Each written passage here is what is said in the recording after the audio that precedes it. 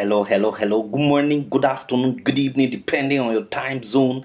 Welcome to my channel. My name is Ogbanje Joseph. Please subscribe to this channel, share, like, as well as drop a comment on the comment section. So, our lecture today is titled Globalization as a Third Wave of Imperialism. Globalization as a third wave of imperialism. Now, globalization is a term used to describe the growing worldwide integration of the world and countries.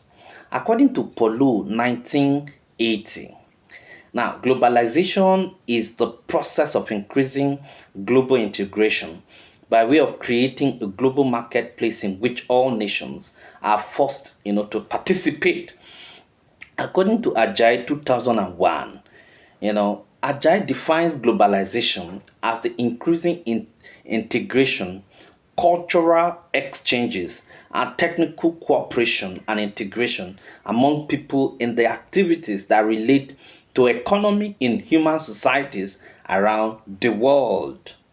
Now, one of the major pillars of globalization is the information and communication technology, which which has resulted in the opening and exposure of the people of the world to more than ever before different and alternative views and a consequence influences, you know, uh, almost all aspects, as a consequence, influences almost all aspects of human life.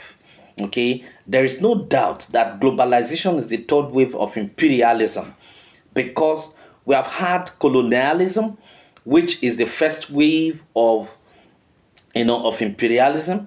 The second wave is neocolonialism, and the third wave is globalization. Now, let us look at colonialism as the first wave of imperialism. Now, colonialism came into existence because of the quest by the European traders of diverse national background, to gain advantage in the African enterprise turned field by trading in Africa, you know, into business of territorial claims. Colonialism implies foreign political domination, you know, foreign political domination for economic exploitation, cultural interest, and social hegemony. Now, the colonial activities in Africa ensured, the continued supply of raw materials and food, to meet the needs of the industrial nations of Europe, of course, of Europe. Now, colonialism in the view of Offiong, okay, in the view of Offiong, was not merely a system of exploitation, but one whose purpose was to repatriate the profit to the metropole. He further maintained that colonialism never exported capitalism to the third world. Instead, it sapped, the colonies of the necessary resources that could have been the basis for investment and destroyed local capitalism through outrageous and rapacious competition. So colonialism is not only the physical presence of the colonialist, but the act of political expropriation made possible by the use of force and threat of the use of force to extract surplus, from the continent. This instrument of force manifested in the series of repressions and coercions on the colonized, which, according to Adeniran 1983, page 195, resulted not only in the loss of their land to the colonizers, but also in loss and reorientation of their culture. The major instruments used were the explorers, the Christian missionaries, the traders, and the government. Now, the government later came to colonize the people. Now, the colonial government in Africa designed several draconian laws that facilitated the subjugation and exploitation of Africa. Okay, now let us look at neocolonialism as the second wave of imperialism. Neocolonialism as a second wave of imperialism. Now, in his essays on neocolonialism, Kwame Nkrumah 1966 conceived it as the embodiment of clientele sovereignty or fake independence characterized chiefly by the practice of granting a sort of independence by the metropolitan power, with the concealed intention of making the liberated country a client state and controlling it effectively by means other than political ones. In essence, neocolonialism implies granting flag independence with one hand and taking back with another. According to Nkrumah 1973, page 313, neocolonialism is the last stage of the development of imperialism. Now, this stage, according to him, is more insidious, complex, and dangerous than the old colonialism. It not only prevents its victims from developing their economic potentials, but for their own benefits, but for their own benefits.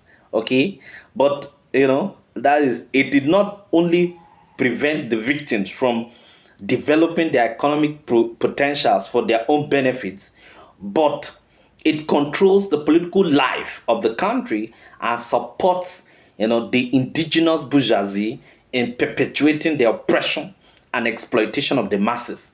Now, under neocolonialism, the economic system and political policies of independent territories are managed and manipulated from outside by international monopoly finance capital in league with the indigenous bourgeoisie. Now, communication, banking, insurance, and other key services are controlled by colonialists. Now, the major tools used, are the multinational corporations, international financial institutions, aid, loans, and of course, culture. Now, let us look at globalization as a third wave of imperialism. Now, according to Musa 2001, page 1, globalization is a process of vertical and horizontal integration involving increasing volume of, and variety of transnational, transactions in goods and services, in international capital flows, in human migration, and through a rapid and widespread diffusion of technology. Now, the primary mechanism of globalization are said to include internationalization of knowledge, open policies, with respect to international trade, removal of obstacles of international capital flow, and the integration of global marketplace. Now, Kwanache 1998, page 34, contends that globalization is a process of creating global marketplace in which all nations are increasingly forced to participate.